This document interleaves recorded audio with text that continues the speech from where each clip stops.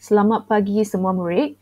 Jadi selepas cuti 1 minggu, hari ini kita bertemu kembali lagi di sini untuk PDPR matematik kita.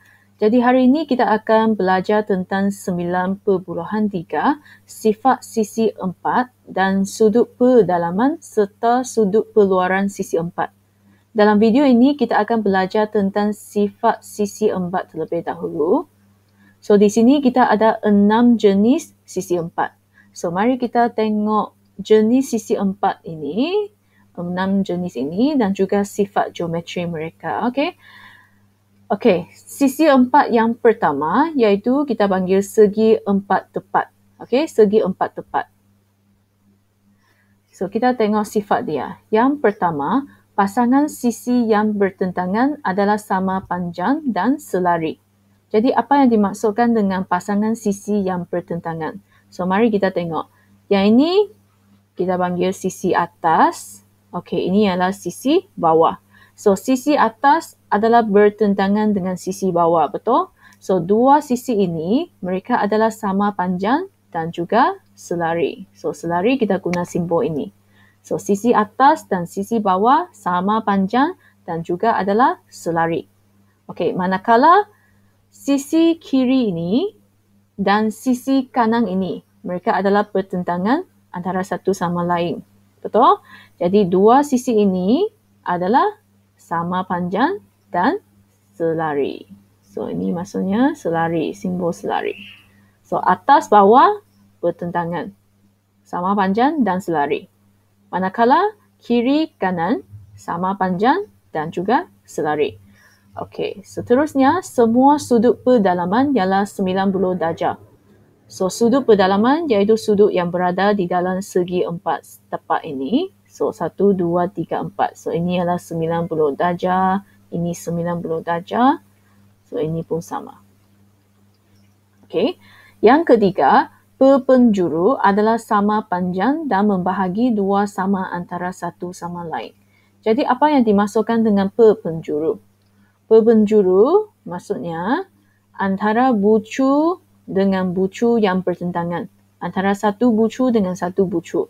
So di sini kita ada satu perpenjuru. So cikgu lukis di sini. Satu perpenjuru.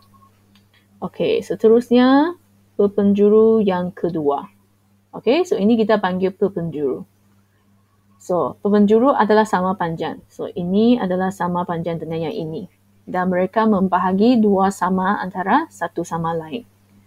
Okey, seterusnya kita tengok pasi simetri. Pasi simetri. So pasi simetri, apa yang dimaksudkan dengan pasi simetri? So ini merupakan garis yang membahagi kepada dua bahagian yang sama. So, bayangkan kalau kita ada sekeping kertas yang berbentuk segi 4 tepat, macam mana kita nak tapakkan dua bahagian yang sama? Iaitu kita lipat kertas ini ikut garis di sini, betul? Yang pertama, garis ini. Kita lipat pergi atas. So, kita ada dua bahagian yang sama. Yang kedua, kita boleh ikut garis yang ini. Kita lipat kiri pergi kanan. So, yang dua ini kita panggil pasi simetri. Di mana mereka merupakan garisan yang membahagi bentuk ini kepada dua bahagian yang sama. So, kita ada satu pasi simetri, kita ada pasi simetri yang kedua. Jadi, segi 4 tepat dia mempunyai dua pasi simetri. Okey. Jadi, kita pergi tengok bentuk yang kedua, iaitu segi 4 sama. Okey, segi 4 sama. Untuk segi 4 sama, semua sisi adalah sama panjang. So, sisi ada 4 sisi kan? 1, 2, 3, 4. Semua sisi ini adalah sama panjang. Kalau ini 5 cm, ini pun 5 cm, 5 cm, 5 cm. Pasangan sisi yang bertentangan adalah selari. Okey, maksudnya yang ini selari dengan yang ini. Manakala yang sini selari dengan yang sini. Okey. Apakah perbezaan antara segi 4 tepat dengan segi 4 sama tadi?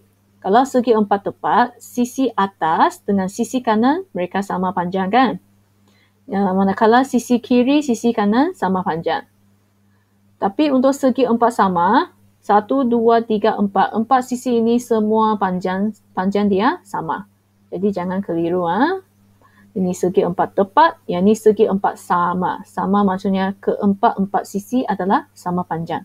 Okey, so sama seperti segi 4 tepat, segi 4 sama ini sudut pedalaman mereka juga 90. Ini 90, 90, 90, 90. Okey, perpenjuru adalah sama panjang dan membahagi dua sama serenjang antara satu sama lain. So, perpenjuru pun sama. Satu perpenjuru, yang ini pun perpenjuru. Okey, so kita ada satu, kita ada dua perpenjuru. Okey, jadi untuk bilangan pasti simetri, kalau anda perasan sebenarnya perpenjuru ini dia pun merupakan pasti simetri. So pasti simetri merupakan garisan yang membahagi bentuk ini kepada dua bahagian yang sama. So kita ada selain daripada yang tengah dengan ini dia bahagi kiri kanan. Ini sama bentuk kan? Dua bahagian sama. Kalau yang ini pun dua bahagian sama. So untuk yang ini dengan yang ini, perpenjuru dua ini, dia pun merupakan pasti simetri sebab kita boleh lipat kertas ini pergi ke atas ini supaya dua bentuk ini adalah sama. Sini pergi sini pun sama.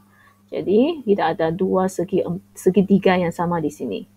Jadi kita ada jumlah pasti simetri, bilangan ada 4. Okey. Jadi seterusnya sisi 4 yang ketiga, nama dia segi 4 selari. Segi 4 selari ya. So pasangan sisi yang bertentangan adalah sama panjang dan selari. So pasangan sisi yang bertentangan. Sisi atas, sisi bawah adalah sama panjang. Ini sama panjang dengan yang ini. Dan juga mereka adalah selari. So kita ada simbol ini selari. So ini sisi yang kiri dengan sisi yang kanan pun sama. Sama panjang dan selari. Okey, sudut bertentangan adalah sama. Sudut bertentangan adalah sama. Apa yang dimaksudkan dengan ini? Okey, untuk segi 4 selari, dia tidak sama seperti segi 4 tepat dan juga segi 4 sama. So, kalau segi 4 tepat, segi 4 sama, semua adalah 90 darjah. Manakala yang ini tidak. Ingat, untuk segi 4 selari, kalau sudut bertentangan maksudnya bertentangan kan? Sini bertentangan dengan yang ini. So, kalau sini 100 darjah, ini pun 100 darjah. Okey? Manakala ini pun sudut bertentangan. Kalau sini 80 darjah, ini pun 80 darjah. So, itu kita panggil sudut bertentangan. Okey? So, yang keempat, rhombus. Okey, rhombus. Okey, sorry ya. Untuk yang ketiga tadi, pasti simetri dia ada. Sebab kalau pasti simetri yang garisan tekak macam ini tidak dapat bahagi yang dua bahagian sama kan. Kalau kita lipat kertas bahagian di sini pergi ke sebelah sana, mereka tidak ada mempunyai bentuk yang sama, betul? Jadi ini bukan merupakan pasti simetri ya. Jadi maksudnya dia ada pasti simetri. Okey, so kita tengok rhombus. Rhombus semua sisi adalah sama panjang. So 1, 2, 3, 4 sisi. 4 sisi sama panjang. Dan pasangan sisi yang bertentangan adalah selari. Sama seperti segi 4 sama. Atas, bawah, selari. Kiri, kanan, selari. Sudut bertentangan adalah sama. So ini pun sama. Kalau sini 100 darjah, sini 100 darjah. Kalau sini 80, sini pun 80. So, perpenjuru membahagi dua sama serenjang antara satu sama lain. So, perpenjuru maksudnya antara bucu dengan bucu. So, ada satu, ada dua perpenjuru.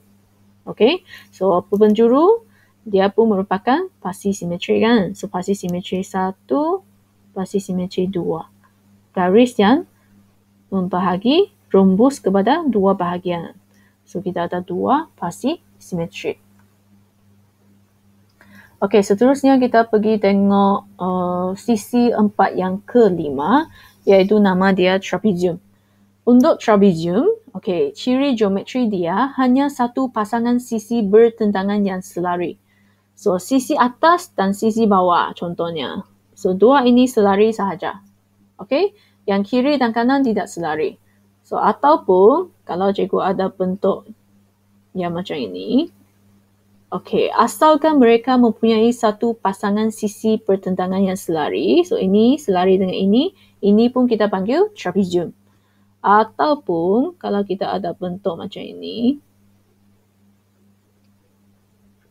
okey, ini selari dengan yang ini, betul. So, ini pun kita panggil trapezium. Kiri kanan ini selari. Tapi yang atas bawah ini tidak selari.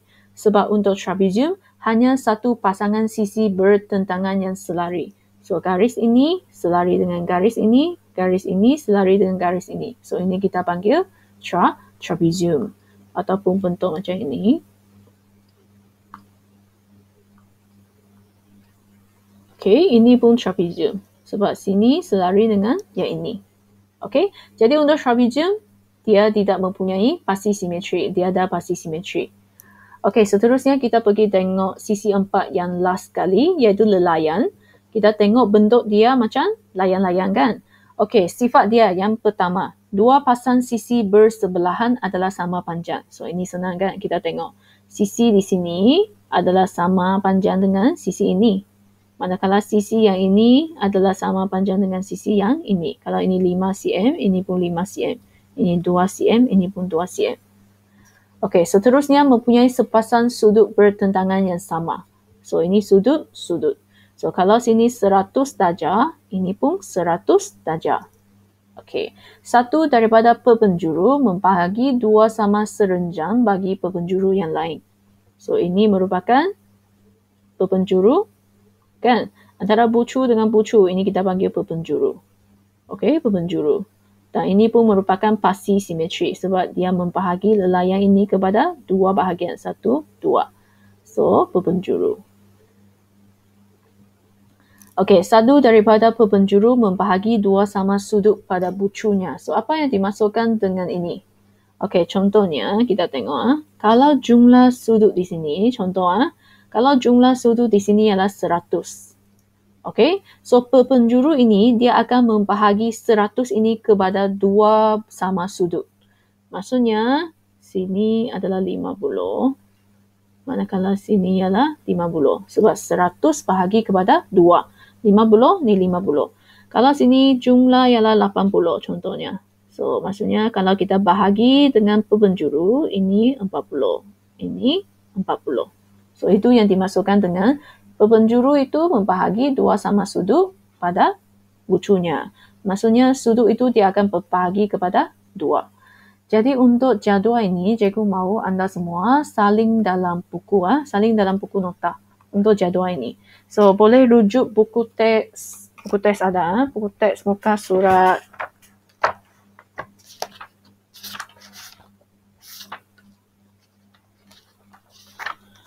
buku teks muka surat 213. So, muka surat 213. So, cikgu mahu anda semua salin jadual ini dalam buku, okey? So, nanti dalam video kedua, kita akan belajar tentang sudut pedalaman serta sudut peluaran sisi 4.